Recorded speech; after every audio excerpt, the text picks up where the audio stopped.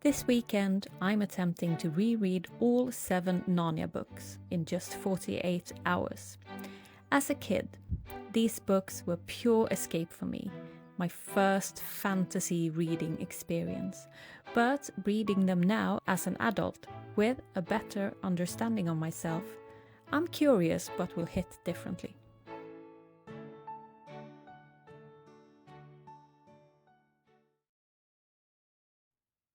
Before the wardrobe, before the witch, 2 curious kids stumble into another world. They wake up an ancient evil, they plant a magic tree, and witness Aslan sing Narnia into life. It's weird, wild, and full of origin story gold.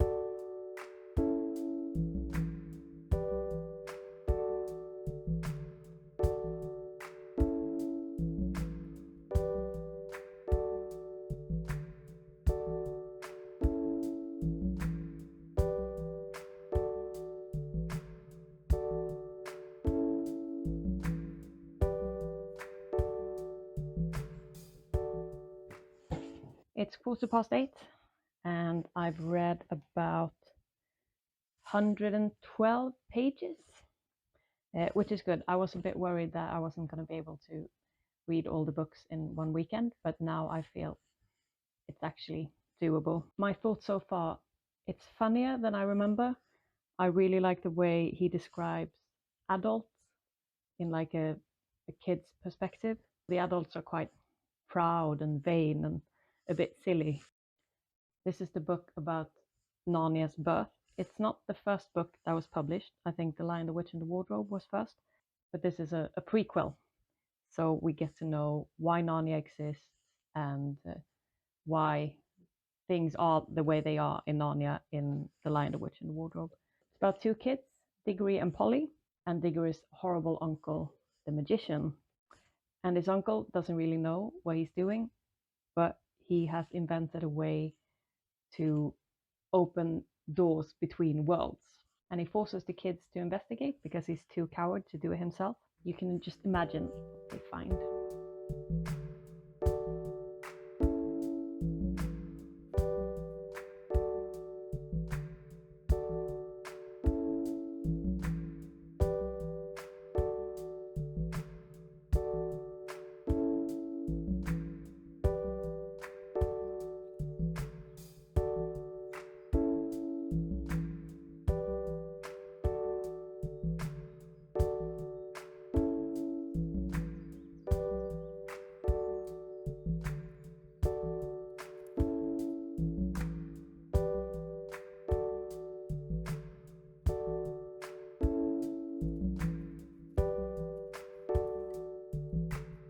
Jag kanske vänta.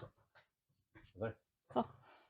You know when you rewatch an old show that you really liked as a kid, or read a book and you find out it's not as good as you thought it was when you were a kid, and that's a little bit disappointing. But this was actually not disappointing. I really liked it. It's very religious, which I don't mind, but I didn't really reflect on that when I was a kid. I just thought it was a great adventure. But it's yeah, this is a good. It was my favorite back then, and we'll see if it's still gonna be my favorite now.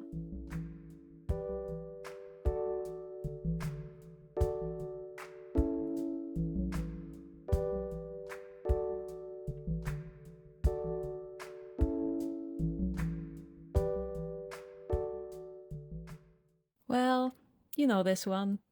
Lucy steps through the fur coats of the wardrobe and into Narnia, where it's always winter and never Christmas. She and her siblings join forces with talking animals, a fawn, and of course, Aslan, to stop the White Witch. It's a cozy fairy tale with deep magic and betrayal and, of course, Turkish delight. It's 9:15. It's time for our second book. This was actually the first book that was published. So The Magician's Nephew is a prequel that was published later. When I was a kid, they showed this on telly at Christmas, and I loved it. And I remember I just adored Aslan, and it was magical.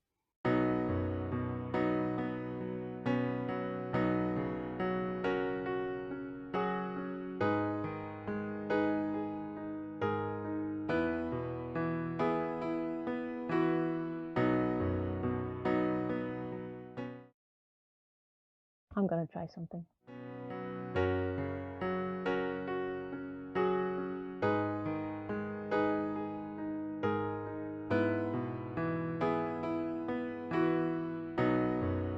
Kidding, it didn't work. It's my backyard. He's doing it. He's eating the Turkish delight. I've always wondered what's so special about Turkish delight that you can betray your siblings for it. Should we give it a go?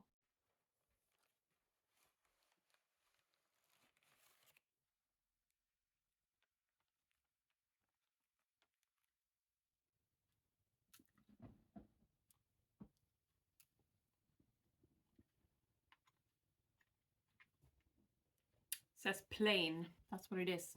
I thought it was going to be lemony because it's yellow. It's not bad. I wouldn't betray my siblings to evil for it. Edmund, you suck. It's almost 10 o'clock. Lucy, Edmund, Peter, and Susan have just met the Beavers. So let's see if we can too.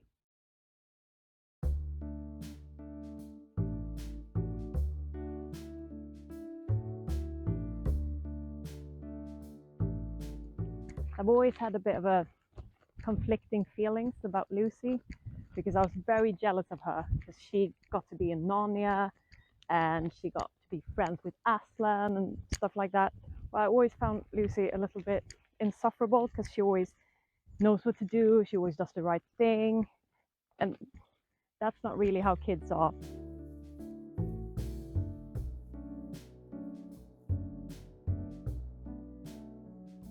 In the book, Mrs. Beaver gives them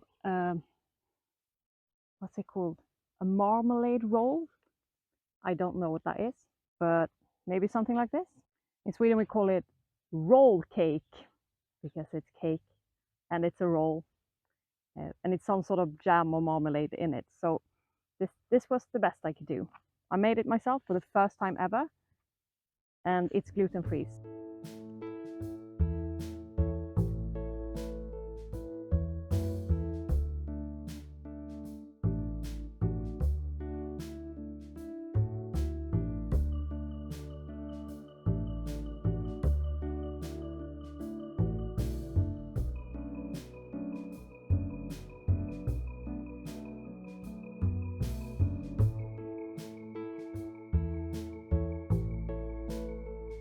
In the Swedish translation, they get, I don't know the exact word for it, but they get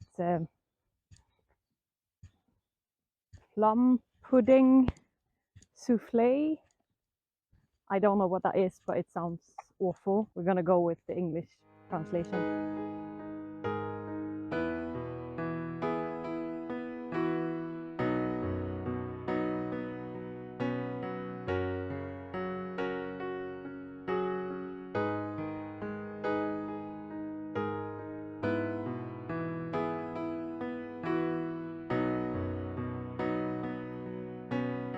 It's the first day of spring here in Sweden, so it was really great reading about the snow melting away and all the birds starting to sing. It's like I was there. I have to say, as a fairy tale, this really, really holds up. It's I forgot that I was an adult and I just read it as I would have done as a kid. As an adult, you understand that Aslan is Jesus and he dies for our sins, but I didn't really reflect on that when I was reading it. Even now, I just reflected on it afterwards. So yeah, it really brings you along. Now I'm hungry. It's time for lunch. Hi, and welcome to the very first episode of Cooking with Lisa. And today we are going to cook the meal that Mr. Tumnus served Lucy on her first visit to Narnia. So we're going to have eggs. I could do that. It's basically a lot of toast and maybe some cake. Yeah, I can do that. Oh, and this, I'm not sure about this. Sardines on toast.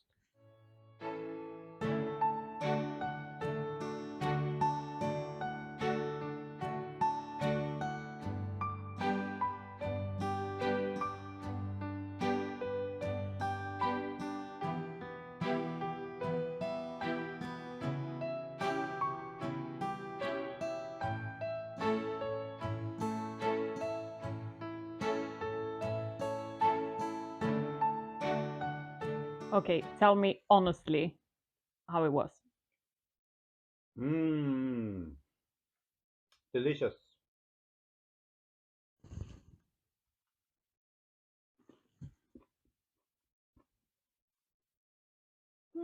It smells worse than it tastes. It's alright. Not what I would prefer on toast, but surprisingly good.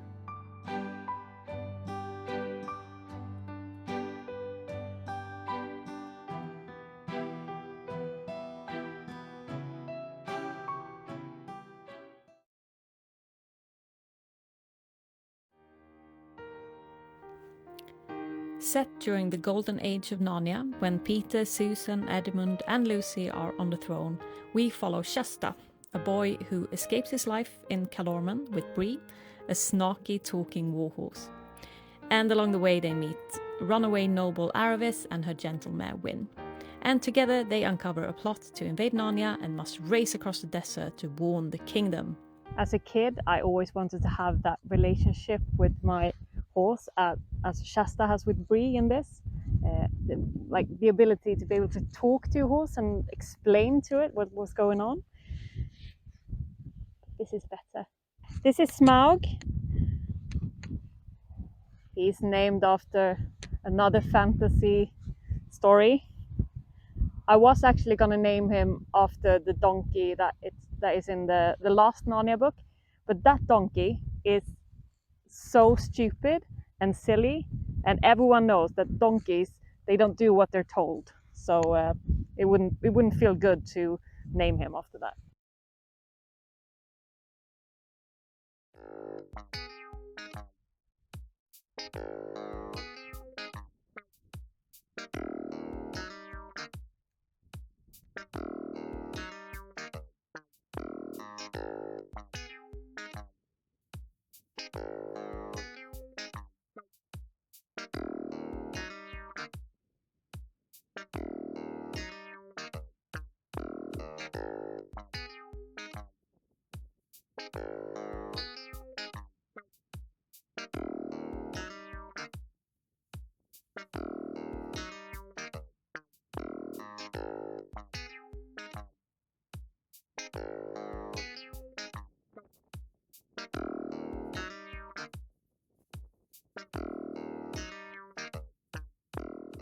It's 7 o'clock.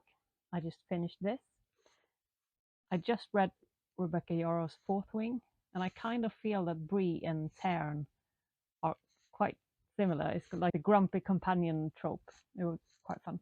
And there's action, identity reveals, and a bit of Aslan as well. I was very excited to find out that there's another donkey in this. And again, the donkey is like stupid and silly. What's he got against donkeys? But anyway, the donkey in the end of the book is called Rabadash. He's a prince with a spell put on him. And it's quite funny because one of the donkeys at the yard, the brown one, is actually called Rabadash. I didn't know that was from Narnia. I'm not really a fan of books where they just walk and walk. So to me, it drags on a bit. It's a little bit on the slow side. It's also wildly racist because all the bad people are dark and from the south, and all the lovely people are blonde and from the north.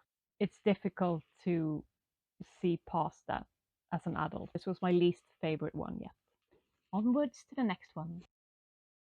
The siblings return, only to find centuries have passed since they were last there, and Narnia is under human rule. The magical creatures are in hiding, and the rightful king, Prince Caspian, needs help. Battles, betrayals, and a wild forest rebellion. It's about finding hope when everything familiar is gone.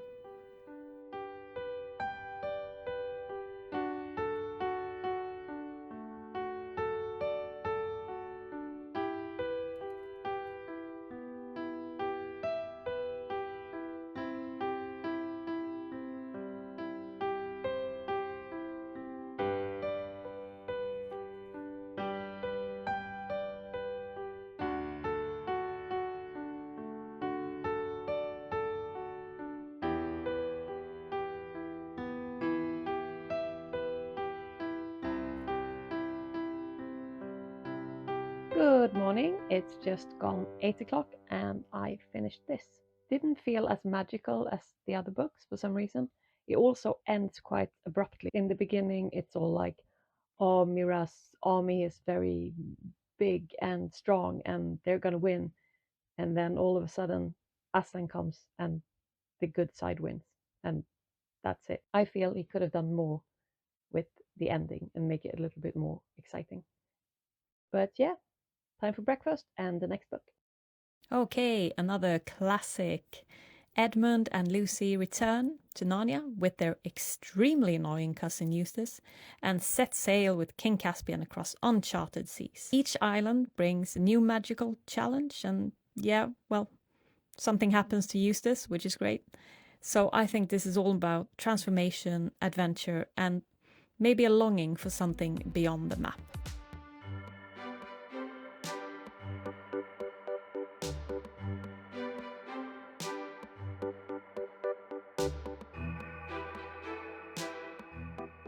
I'm tired today, but I like this book. It's about the sea and exploring, and it's kind of cozy if I can keep my eyes open. Finally, from now on, Eustace is not going to be as much of a pain.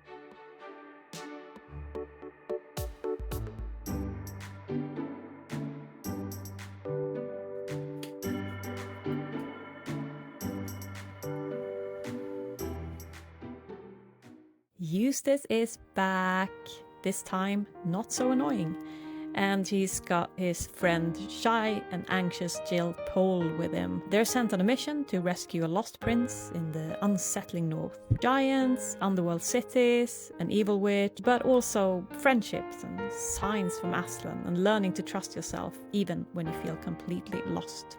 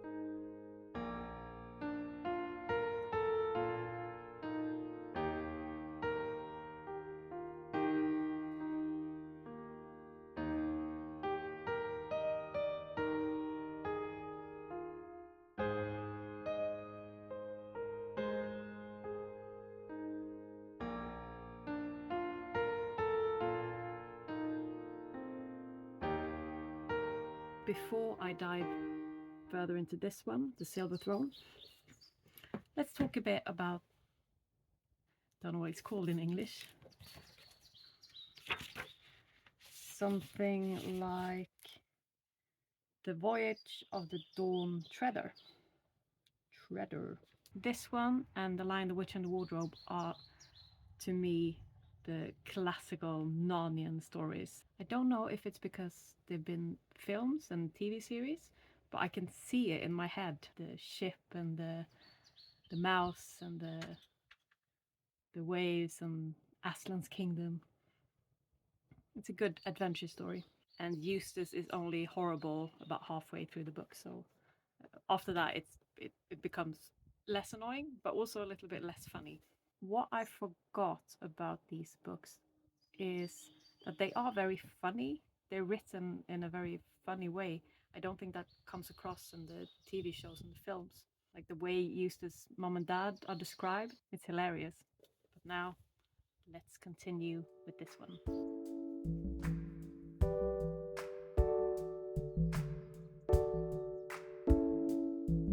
I'm getting a bit tired now.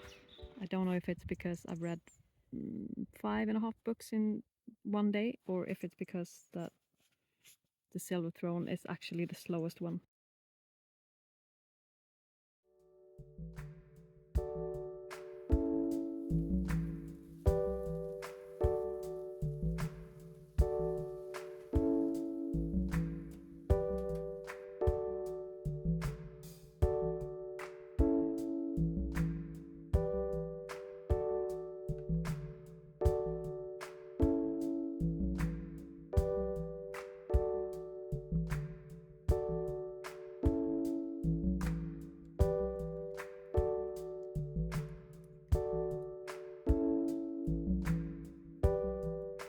trying to think of something to say about the Silver Throne.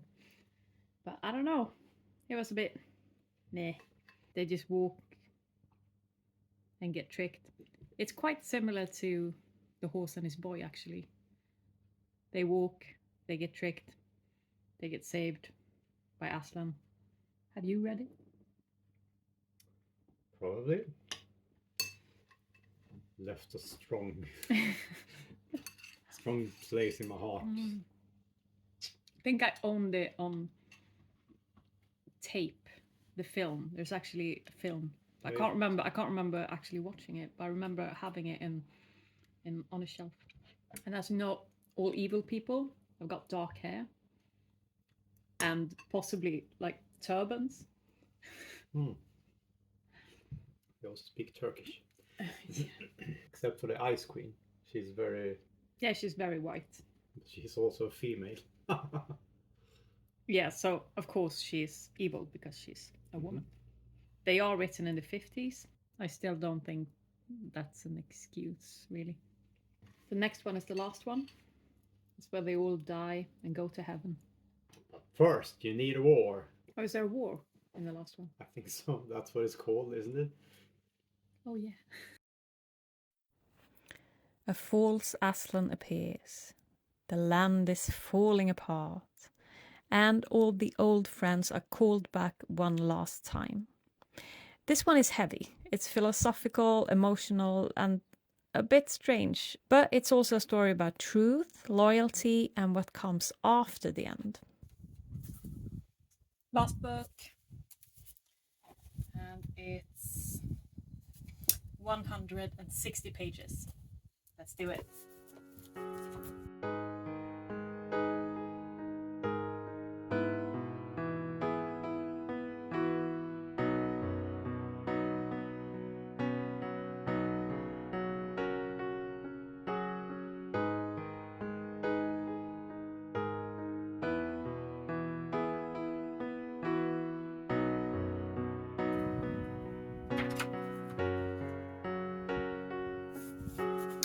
I'm already annoyed. This puzzle donkey, he's not at all like a donkey. He shouldn't be a donkey, he should be something else. A donkey would never do anything like this. He just does what the gorilla says all the time. It's not... He's got something against donkeys.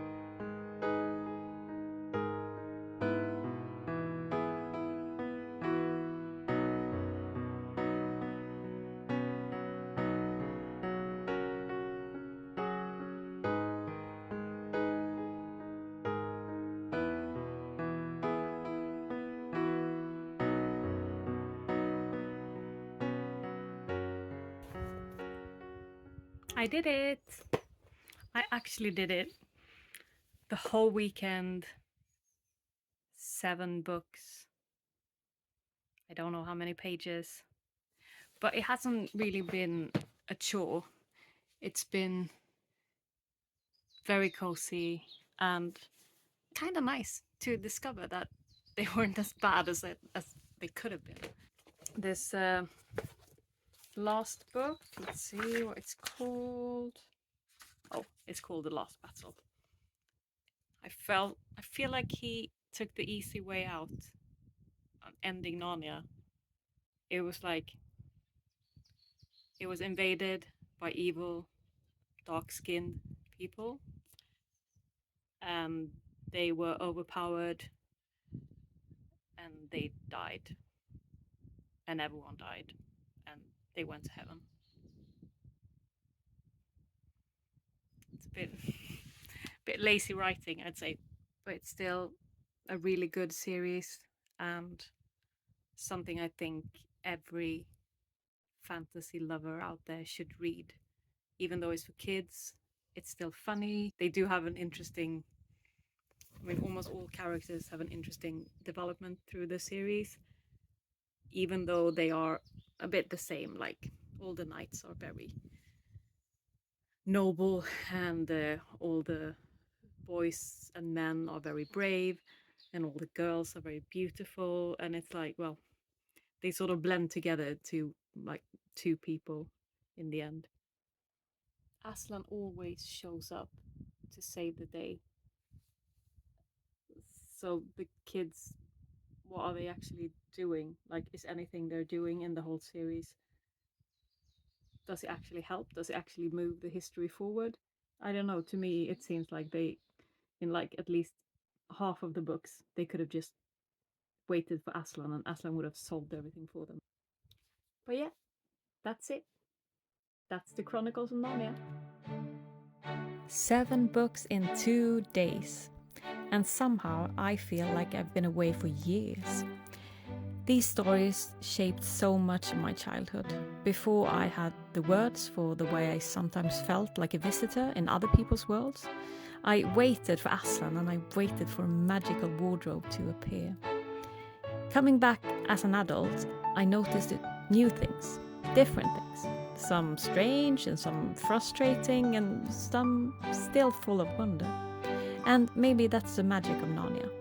Not that it stays the same, but that it waits for you, no matter how long you have been gone.